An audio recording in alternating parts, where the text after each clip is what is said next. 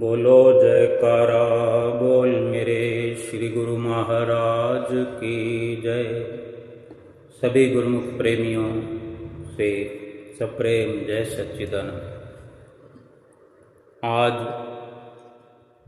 बहुत ही शुभ दिन हमारे नैना अभिराम श्री श्री 108 श्री परमहंस अवतार श्री तृतीय पातशाही गुरु महाराज जी का शुभ राज तिलक है। सभी गुरुमुख प्रेमियों को लाखों लाख बधाई हो। आज सुबह सवेरे ही गुरुमुख प्रेमी जब श्री आरती पूजा करने के लिए श्री मंदिर जी की ओर अपने अपने निवास से चल करके श्री आनंदपुर की सड़कों से होते हुए, एक प्रकार से सड़कों पर मेला लगा हुआ है। इस वक्त श्री गुरु महाराज जी, हुजूर गुरु महाराज जी जो श्री आनंदपुर में विराजमान हैं, तो गुरुमुख प्रेमी अपने सतगुरु का दर्शन करने और शुभ व्यास पूजा का पर्व मनाने के लिए श्री आनंदपुर में आ रहे हैं। और रोज का ये श्री दर्शनों का एक सिलसिला लगातार चल रहा है। आज भी सुबह सवेरे गुरुमुख प्रेमी श्री मंदिर जी में जाते हुए हर्षोल्लास से और श्री गुरु महाराज जी श्री कार में विराजमान, श्री कार बड़ी सुंदर सजी हुई आज शुभ राज तिलक के उपलक्ष्य में बड़ा सुंदर नज़ारा। और गुरुमुख प्रेमी जब श्री मंदिर जी में पहुंच करके माथा टेक करके श्री परमहंसों का और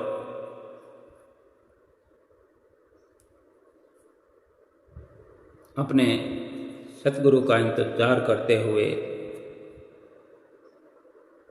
और जब श्री कार का हॉर्न सुनाई दिया, तभी गुरुमुख प्रेमियों के दिलों में एक आनंद का अनुभव हुआ, रोम रोम पुलकित हुआ। और देखते ही देखते श्री कार श्री मंदिर जी के बाहर आ पहुंची और गुरुमुख प्रेमियों ने जोर से जयकारे लगाए, अपने सतगुरु के दर्शन पाए और श्री गुरु महाराज जी मुस्कुराते हुए सबको आशीर्वाद देते हुए श्री मंदिर जी में और फिर श्री वेदी जी में पधारे। सर्वप्रथम श्री परमहंसों को सुंदर तिलक लगाया। बड़ा ही अद्भुत ये नज़ारा देखने का अवसर गुरुमुख प्रेमियों को मिल रहा था कि कैसे मर्यादा पुरुषोत्तम विधिवत प्रकार से श्री दरबार की जो पुरातन काल से मर्यादा चली आ रही है, उसी के अनुसार श्री हुजूर गुरु महाराज जी ने सर्वप्रथम श्री परमहंस दयाल महाराज जी पहले पातशाही गुरु महाराज जी को सुंदर तिलक लगाया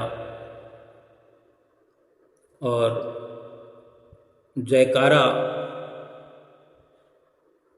महात्मा जी खड़े हुए आरती के शुरुआत के लिए और इस प्रकार सभी श्री परमहंसों के आगे जब माथा टेकते हुए तिलक श्री हजूर गुरु महाराज जी लगा रहे थे तो महात्मा जी माइक में जयकारा लगा रहे थे और साथ में संगत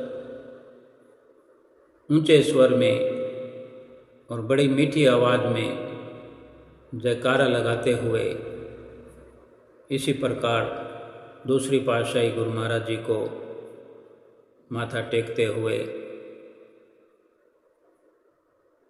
पुष्प अर्पित करते हुए शुभ राज तिलक मुबारक का गुलदस्ता भेंटा करते हुए हुजूर गुरु महाराज जी फिर धीरे धीरे आगे चरण अपने बढ़ाते हुए तीसरी पातशाही गुरु महाराज जी को माथा टेका, विशेष तिलक लगाते हुए और इसी प्रकार सिलसिलेवार श्री हुजूर गुरु महाराज जी ने चतुर्थ पातशाही गुरु महाराज जी को सुंदर तिलक लगाकर मस्तक पर भी तिलक लगाते जा रहे हैं, चरण कमलों में भी तिलक लगाते जा रहे हैं। बहुत बड़ा आनंद का एक जैसे खजाना गुरुमुख प्रेमियों के दिल में भर रहा हो। क्या महात्मा जन, फिर क्या भगत जन, भगतानियाँ, भाईजन, सब एक एक पल के नज़ारे को अपने आँखों के द्वारा अपने हृदय में बसाते चले जा रहे हैं और श्री हजूर गुरु महाराज जी श्री परमहंसों को तिलक लगाते चले जा रहे हैं और सभी परमहंसों को तिलक लगाकर फिर श्री गुरु महाराज जी ने श्री कर कमलों में श्री आरती को लेकर घुमाया।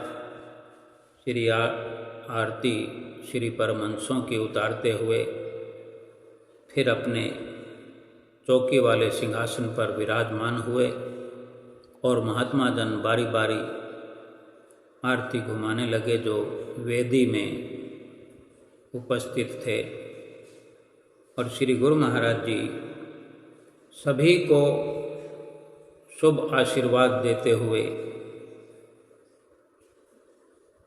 और साथ ही श्री आरती का अपने मुखारविंद से उच्चारण करते हुए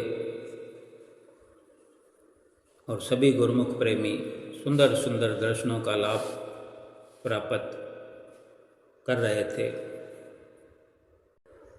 आज 3 जुलाई के दिन 1936 में शुक्रवार के दिन हमारे नैना अभिराम श्री तृतीय पातशाही जी महाराज अधिराज श्री श्री 108 श्री स्वामी वैराग्यानंद जी महाराज के रूप में परमार्थिक राज्य सिंहासन पर विराजमान हुए आज के दिन सभी गुरुमुख प्रेमी सुनते ही रहते हैं। सत्संग में श्री ग्रंथ में वर्णन आया है कि हमारे तीसरी पातशाही गुरु महाराज जी स्वामी वैरागानंद जी महाराज उत्तर पश्चिमी सीमा प्रांत के लक्की मरवत जिला बन्नू एक उच्च विख्यात कथुरिया कुल में 13 अप्रैल 1998 संक्रांत वैशाख संबंध संक्रांति के दिन वैशाख संक्रांति संबत 1955 बुधवार के शुभ दिन शुभ मुहूर्त में अवतरित हुए। पूज्य श्री बेला राम जी को आपके पिताजी कहलाने का सौभाग्य प्राप्त हुआ और माता जी ने आपको प्राप्त करके एक अलौकिक आनंद का अनुभव किया। ये अलौकिक ज्योति सारे विश्व में दिव्य आलोक भरने आई थी, न कि किसी एक विशेष के लिए ये ज्योति प्रकट हुई। अनेक बार हम श्री सद्गुरुदेव महाराज जी की लीलाओं का रसपान करते रहे हैं। एक समय आप श्री दूसरी पातशाही गुरु महाराज जी की आज्ञा व मौज से यूं तो संपूर्ण सिंध में आप श्री तीसरी पातशाही जी ने नाम की अमर ज्योति का प्रकाश कोने कोने में भर दिया। पहले से ही आप श्री श्री 108 श्री सतगुरु दाता दीनदयाल महाराज जी श्री दूसरी पातशाही जी की श्री आज्ञा अनुसार अपने ही नाम पर नाम की दीक्षा दे रहे थे और संपूर्ण सिंध के भक्तों के घर में आपकी श्री मूर्ति विराजमान थी। जब आप तीसरी पातशाही गुरु महाराज जी साधु वेश में थे, साधु वेश में ही सिंध के गुरमुख प्रेमी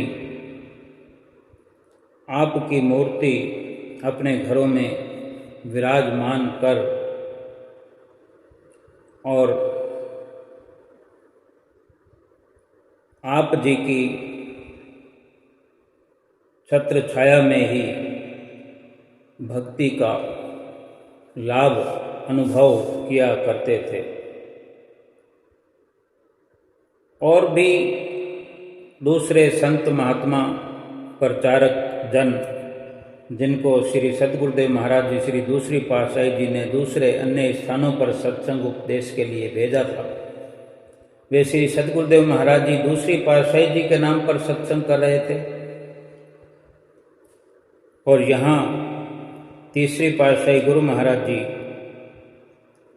साधु वेश में, जो कि सिंध में इन्हीं के नाम पर दीक्षा सभी को मिलती थी। ये दूसरी पातशाही गुरु महाराज जी की ही आज्ञा से हुआ करता था। सिंध में एक अनोखी रचना देखने को मिली। एक अनोखी रचना देखी कि आप श्री तीसरी पातशाही जी महाराज,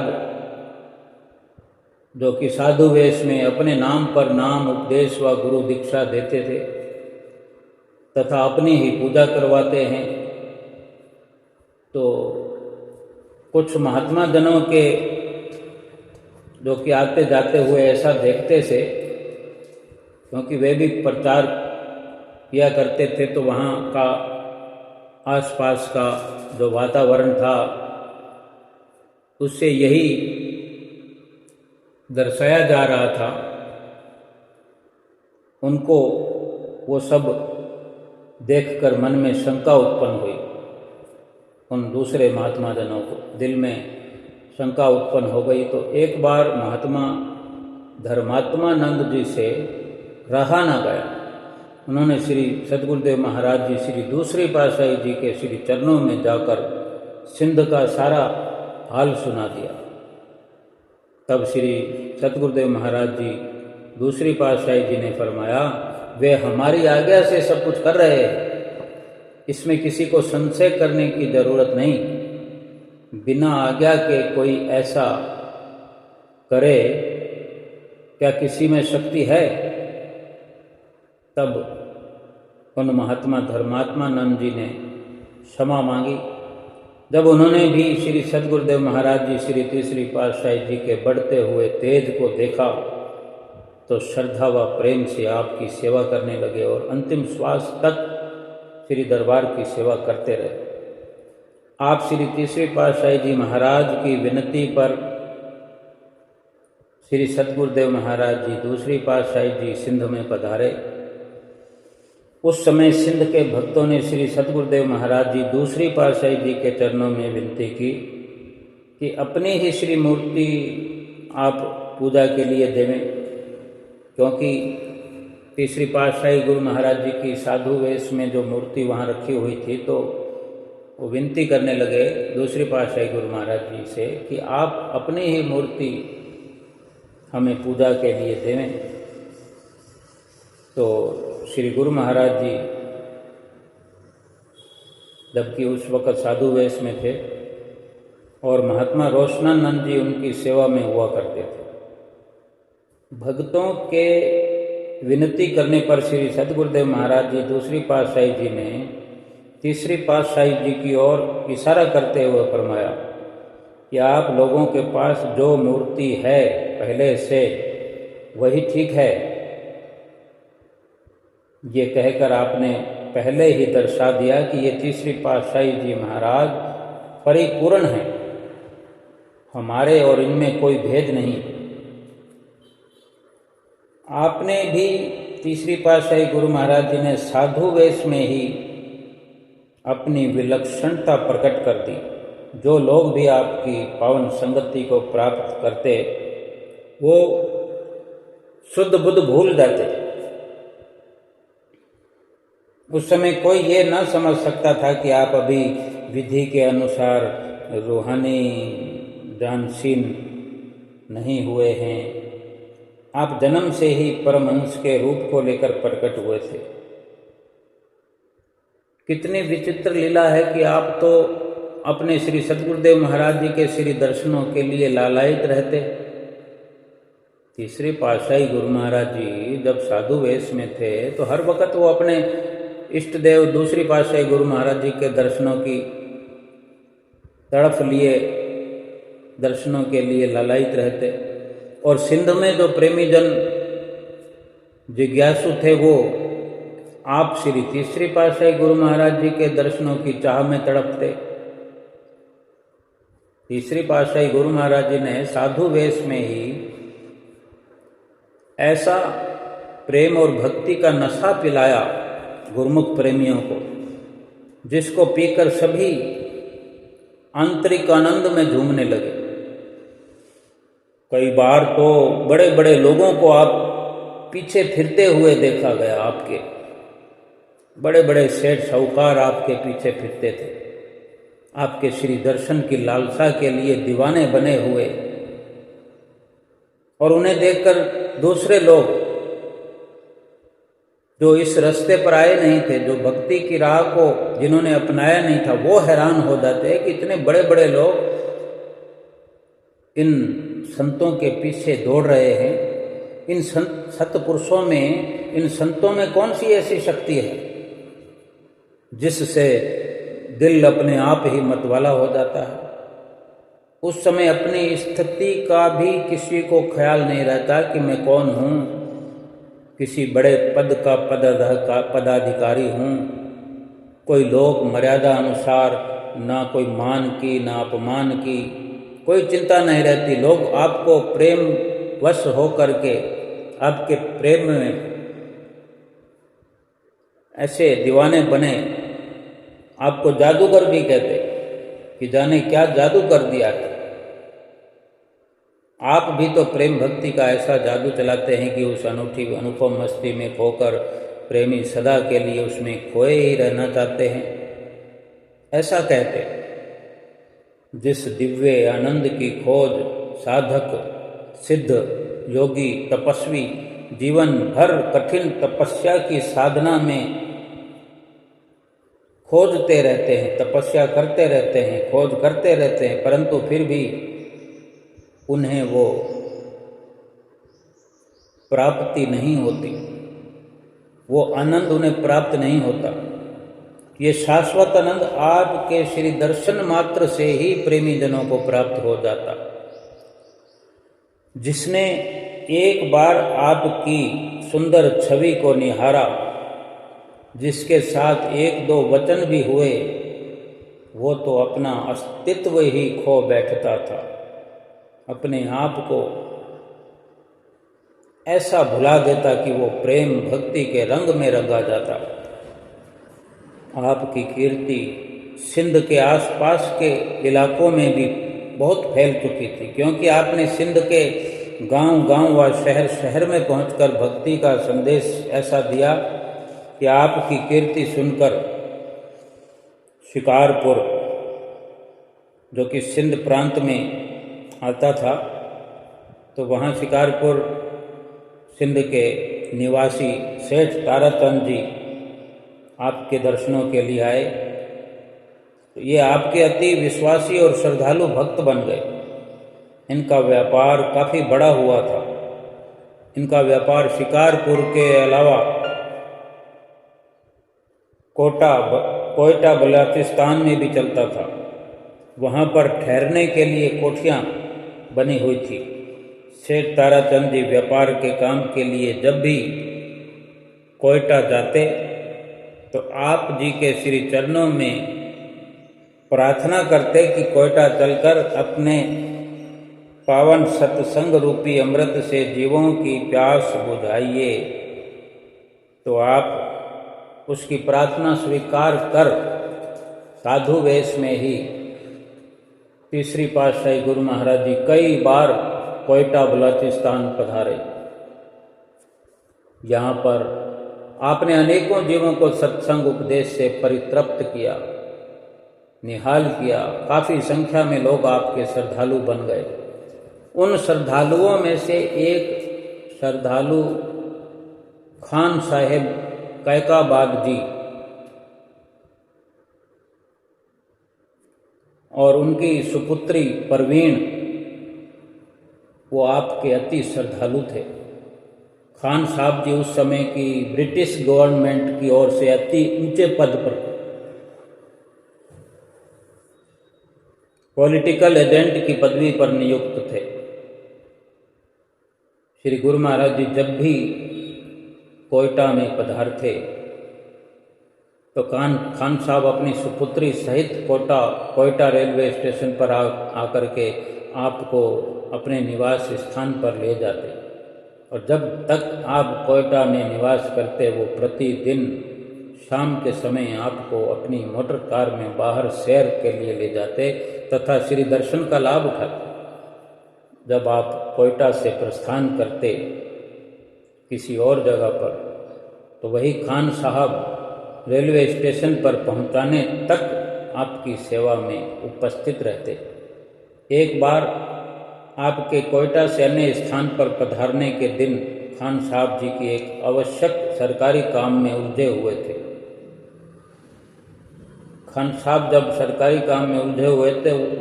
थे तो वो समय पर स्टेशन पर न पहुंच सके, परंतु उनके मन में बहुत व्याकुलता थी। जल्दी से जल्दी वो स्टेशन पहुंचना चाहते थे और वे काम को बीच में छोड़कर ही रेलवे स्टेशन पर पहुंचे तो सही, लेकिन खान साहब जी ने रेलवे प्लेटफॉर्म पर पांव रखा ही था कि गाड़ी ने चलने की सीटी दे दी।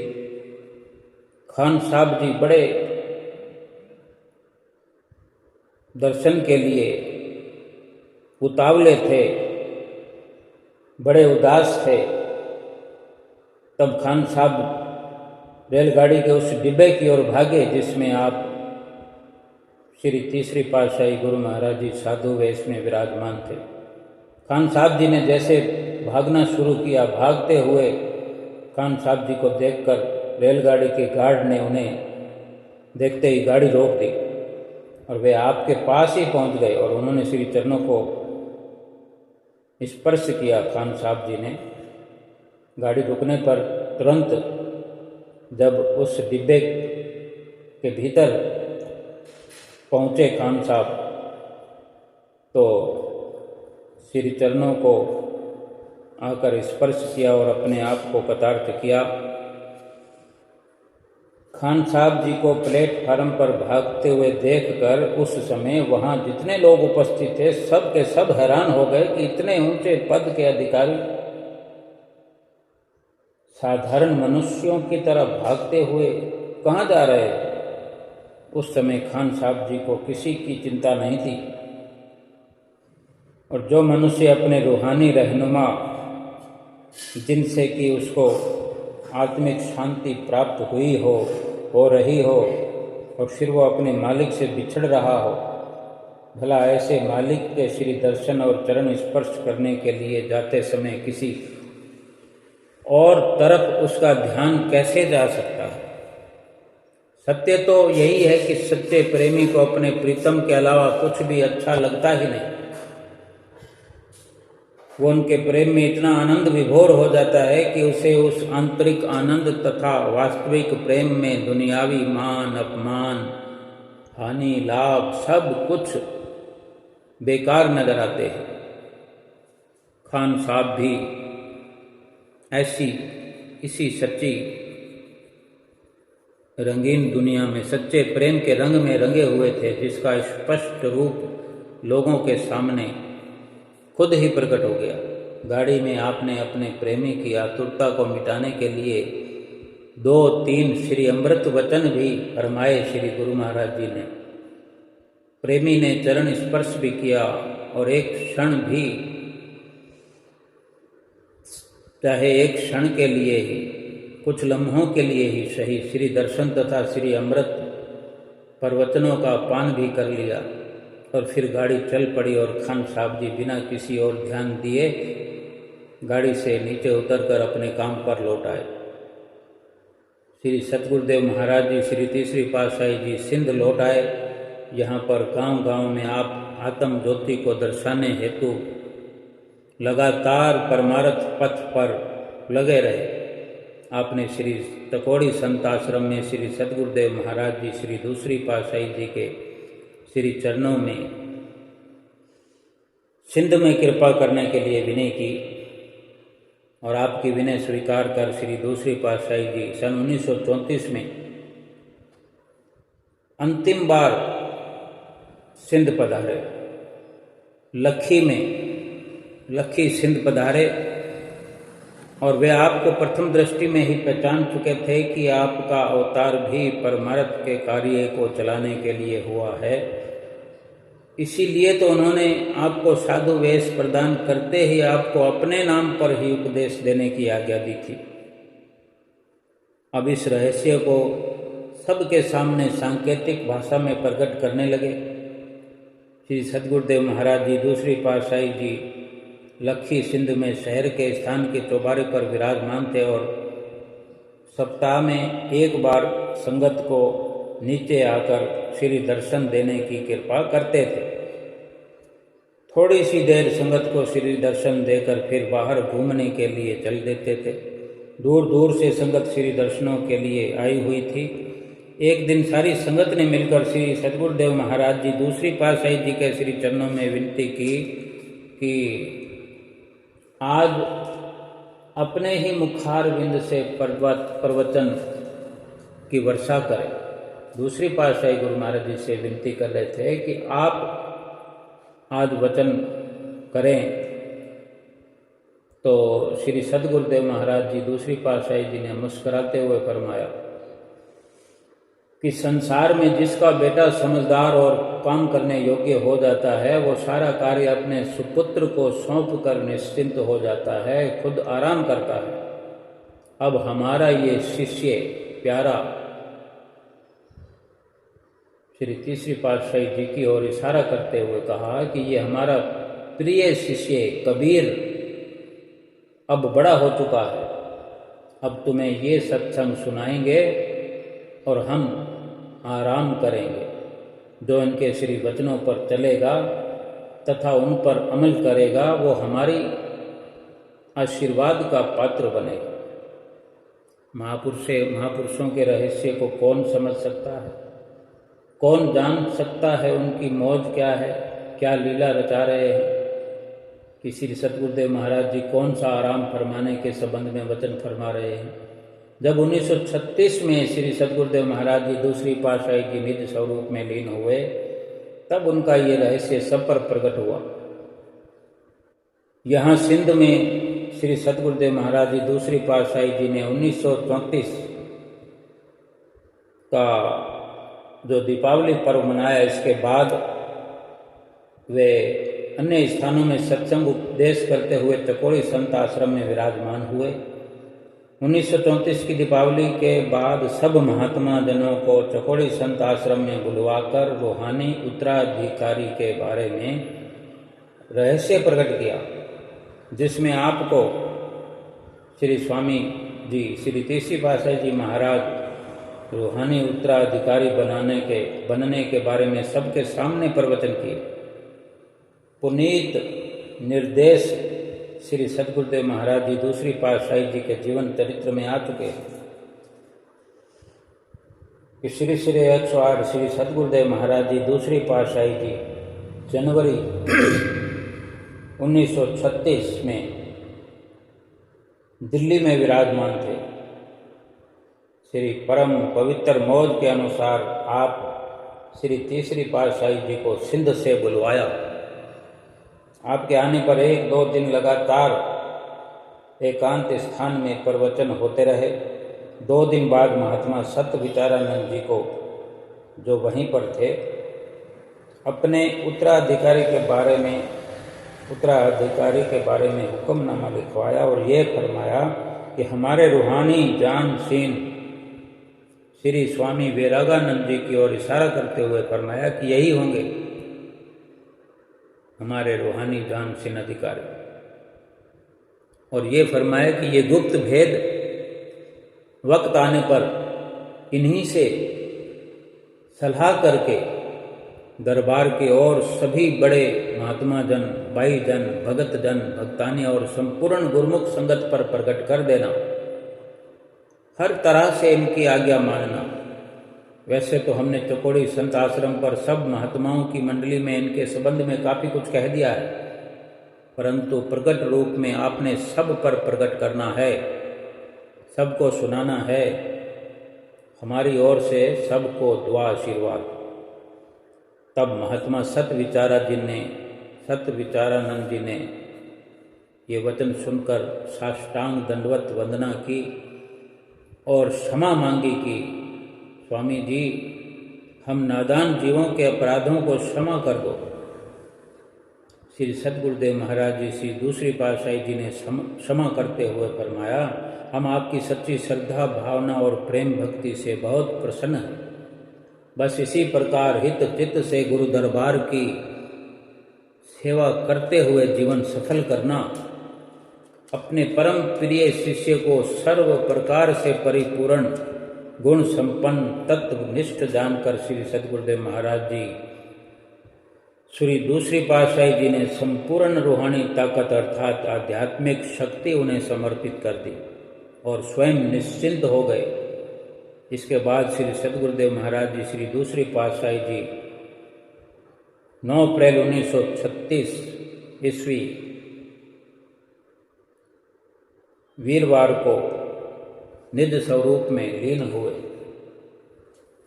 और फिर 2 महीने 24 दिन के बाद चकोड़ी संत आश्रम में पहले महात्मा सत्य विचारानंद जी ने अरशाद नामा श्री आज्ञा व सर्व संगत को श्री गुरु महाराज जी ने जो हुक्मनामा लिखवाया था और उन्हीं की आज्ञा से सभी संगत को सुनाया और मर्यादा अनुसार श्री स्वामी वैरागानंद जी महाराज को 3 जुलाई सन 1936 आषाढ़ सुदी 14 शुक्रवार के शुभ दिन इस संप्रदाय के तीसरे महाराज अधिराज के रूप में श्री सद्गुरुदेव महाराज जी परमार्थिक सिंहासन पर विराजमान हुए और आज ही के दिन 3 जुलाई शुभ दिन आपके मस्तक भाल पर विधि पूर्वक केसर का तिलक लगाया गया और उसके बाद श्री आरती उतारी गई और इसी दिन ही श्री दूसरी पातशाही जी की पुण्य स्मृति में भंडारा भी किया गया तथा अगले दिन 4 जुलाई शनिवार 1936 को व्यास पूजा का पर्व भी मनाया गया। इस वक्त व्यास पूजा का पर्व अभी कुछ दिन बाकी हैं। आप श्री तीसरी पातशाही जी के परमार्थ पथ पर सिंहासन रूढ़ होते ही आकुल हृदयों ने शांति की सांस ली। 2 महीने 24 दिन प्रेमी जो शोक के सागर में डूबे रहे, आज के दिन ये सूचना पाकर, संदेश पाकर, हुक्मनामा सुनकर प्रेमियों के हृदय एक तो श्री सद्गुरुदेव महाराज जी दूसरी पातशाही जी की याद में व्याकुल थे, दूसरा उन्हें कोई आगे आसरा दिखाई न देने से मझधार में जैसे हिचकोले खा रहे थे। अब आश्रय पाकर उनके हृदय में आशा की एक नई किरण ने धीरज भर दिया। श्री सद्गुरुदेव महाराज जी, श्री तीसरी पातशाही जी ने भी ये अवधि श्री नंगली साहब में ही बिताई, जहाँ श्री दूसरी पातशाही जी अंतर ध्यान हुए, वहीं तीसरी पातशाही जी भी इतना समय साधु वेश में वहीं रहे। आप स्वयं श्री सद्गुरु प्रेम में सदा आकुल रहते, जिससे कोई भी इस रहस्य को न समझ सका कि क्या होने वाला है। सन 1936 में परमार्थ के सिंहासन पर विराजमान होकर आपने सत्संग उपदेश को विशाल रूप दिया। आप पहले तो 2 साल पंजाब तथा सिंध को कतार्थ करते रहे। श्री चकोड़ी संत आश्रम में भी श्री व्यास पूजा का पर्व मनाया जाता। फिर सिंध तथा पंजाब को कतार्थ करते और इसी बीच श्री सद्गुरुदेव महाराज जी, श्री तीसरी पातशाही जी ने पंजाब के प्रत्येक आश्रम को पावन चरणार बिंदों से अनुग्रहित किया। कितना सौभाग्य है इन स्थानों का, जहाँ पर स्वयं कुल मालिक संत स्वरूप में इन्हें पवित्र करने आए। कितना विचित्र ढंग अपनाया इन महान विभूतियों ने कि श्री परमहंस दयाल जी, श्री पहली पातशाही जी ने बिहार की पुण्य धरती पर अवतार लेकर सीमा प्रांत में टेरी स्थान को अपने अमृत प्रवचनों और सत्संग उपदेश का उच्चित्र क्षेत्र बनाया। यही टेरी क्षेत्र श्री सद्गुरुदेव महाराज जी, श्री दूसरी पातशाही जी का जन्म स्थान बना। श्री सद्गुरुदेव महाराज जी दूसरी पातशाही जी ने टेरी में अवतार लेकर सत्संग उपदेश का प्रमुख केंद्र लक्की मरवत को बनाया। इसी लक्की मरवत में इस संप्रदाय की 2 महान विभूतियां श्री स्वामी जी, श्री तीसरी पातशाही जी महाराज और श्री स्वामी जी, श्री चौथी पातशाही जी महाराज अवतरित हुए। श्री सद्गुरुदेव महाराज जी दूसरी पातशाही जी ने पंजाब को सत्संग उपदेश का केंद्र बनाया तथा श्री सद्गुरुदेव महाराज जी तीसरी पातशाही जी की कुछ समय यहाँ विराजमान रहे। तो इसी पंजाब की पुण्य भूमि में इस संप्रदाय के श्री पंचम पातशाही जी, श्री सद्गुरुदेव महाराज जी प्रकट हुए। आपने तीसरी पातशाही जी ने दिन रात एक करके श्री सद्गुरुदेव महाराज जी दूसरी पातशाही जी के श्री वचनों को साकार रूप दिया। 1936 से लेकर 39 तक आपने पंजाब, सिंध, सीमा प्रांत, उत्तर प्रदेश के प्रांतों में जहाँ कहीं अपने सत्संग आश्रम थे, सत्संगी महात्माओं व भक्तों की विनती करने पर सब स्थानों को अपनी पवित्र चरण रज से परम पुनीत किया, पावन किया। टेरी, डेरा इस्माइल खां, सीमा प्रांत, लखी, गरेला, गोघारा, नसीराबाद, सिंध, चकोड़ी संत आश्रम, भाबड़ा, पिप्पड़ भुट्टा, पगाड़ा, बुरेकी, गंदोवाड़, डेला चट्ठा, हरनौली, मुल्तान, वहवा, कोटली, मोहम्मद सदीक, गोंदल आदि पश्चिमी पंजाब, जो कि इन स्थानों पर अपना अमूल्य समय देकर सबकी भावनाओं को पूरा किया। अब ये स्थान पश्चिमी पाकिस्तान में हैं। एक बार श्री सद्गुरुदेव महाराज जी तीसरी पातशाही जी नसीराबाद में विराजमान थे। कुछ दिन बाद आपने महात्मा परम विवेकानंद जी को श्री आज्ञा दी कि तुम झम्पियर जिला कराची सिंध में जाकर के रहो। श्री आज्ञा पाकर जब वे झम्पियर गए तो कुछ समय के बाद आप कराची से आ रहे थे।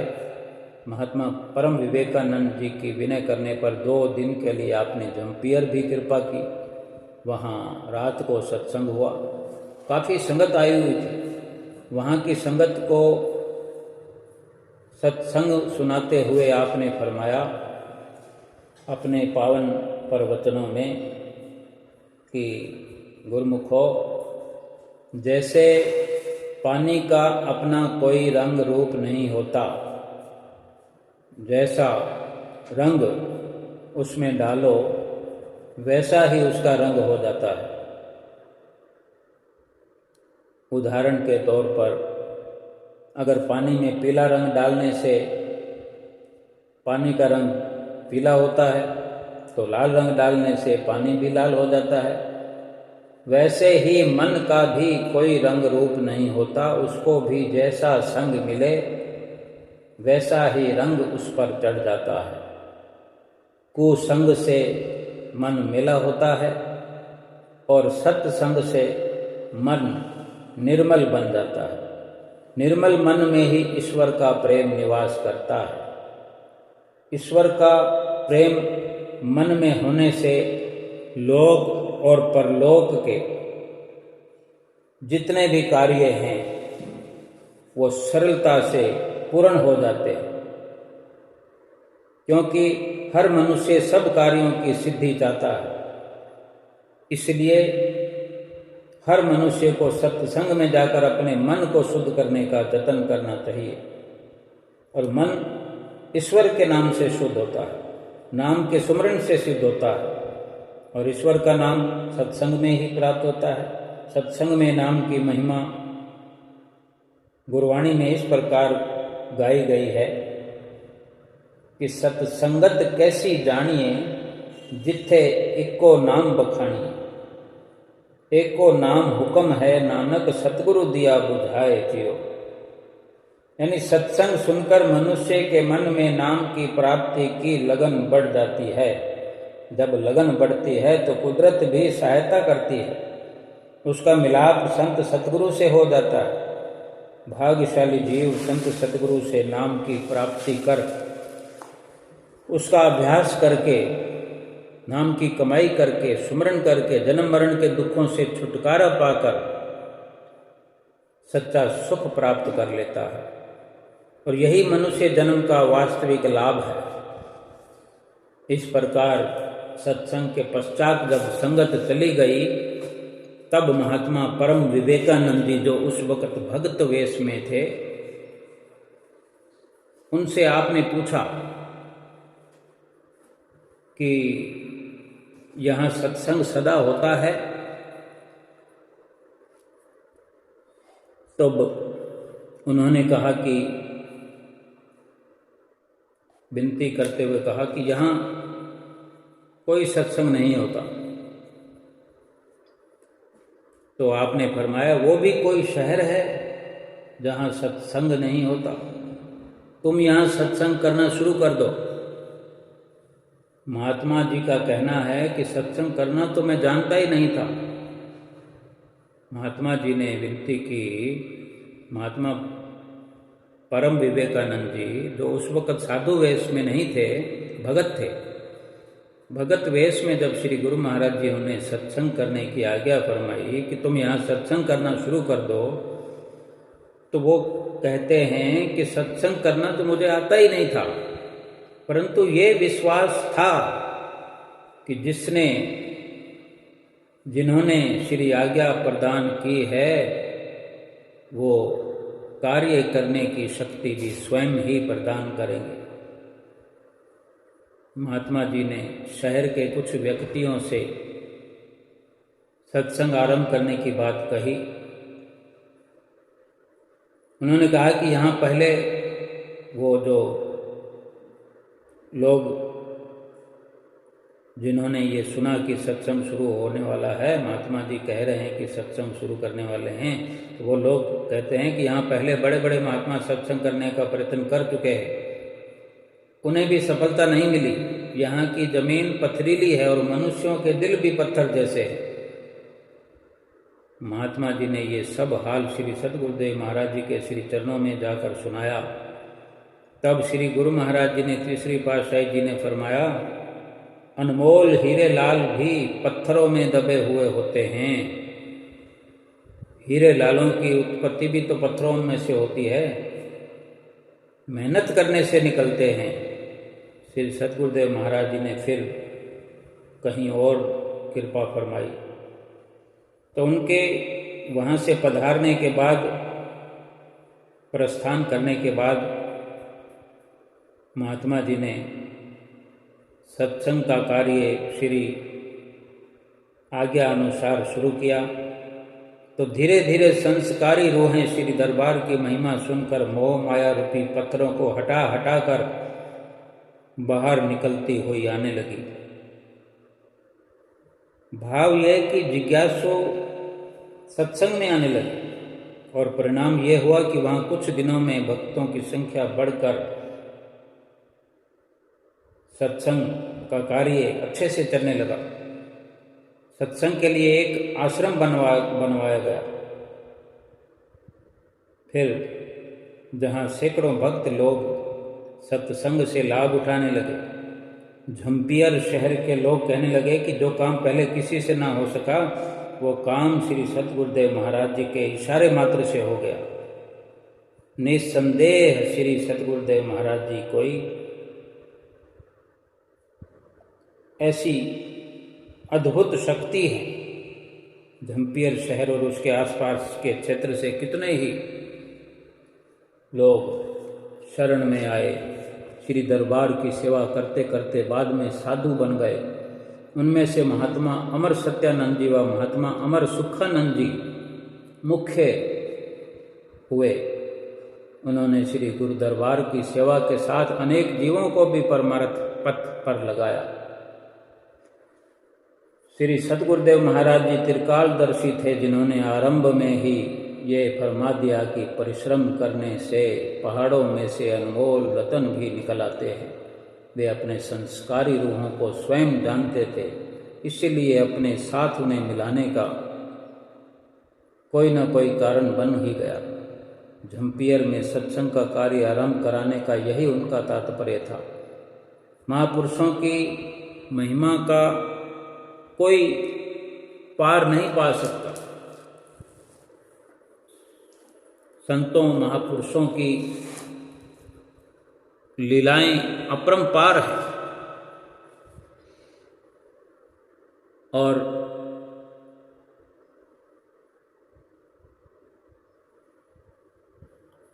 इसी प्रकार आज का ये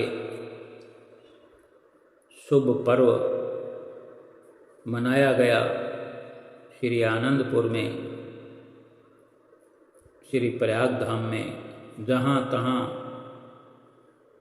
श्री आनंदपुर धाम के आश्रम हैं, शहरों शहरों में, नगरों नगरों में, सभी गुरुमुख प्रेमी अपनी सुविधा के अनुसार पहुँच करके अपने इष्ट देव प्रीतम तृतीय रूप श्री परमहंसों के तीसरे महाराज अधिराज अपने सतगुरुदाता दीनदयाल जी का शुभ राज तिलक मनाने के लिए पहुँचे हैं और उनका आशीर्वाद प्राप्त करते हुए अपने आप को सौभाग्यशाली बना रहे हैं। आज के शुभ दिवस की, शुभ राज तिलक की एक बार फिर से सभी गुरुमुख प्रेमियों को लाखों लाख बधाई हो।